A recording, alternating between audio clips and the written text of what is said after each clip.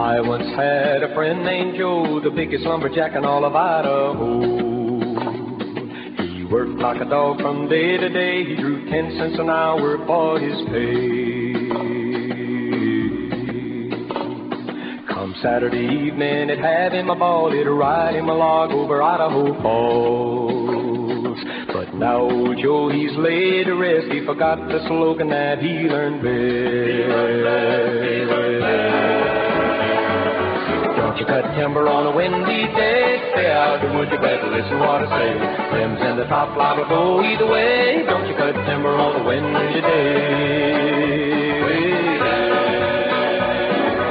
Don't you cut timber on a windy day. Stay out the woods, you better listen what I say.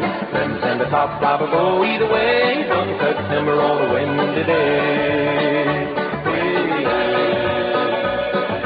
Joe had a girl and her name was Ann, had arms like a bull and muscles like a man. And when she heard old Joe was dead, she picked up her axe and away she fled.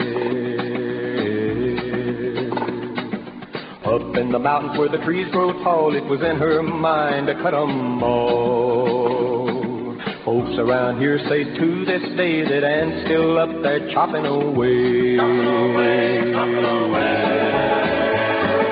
Don't you cut timber on a windy day. Stay out of the woods, you better listen what I say. Winds in the top liable go either way. Don't you cut timber on a windy day.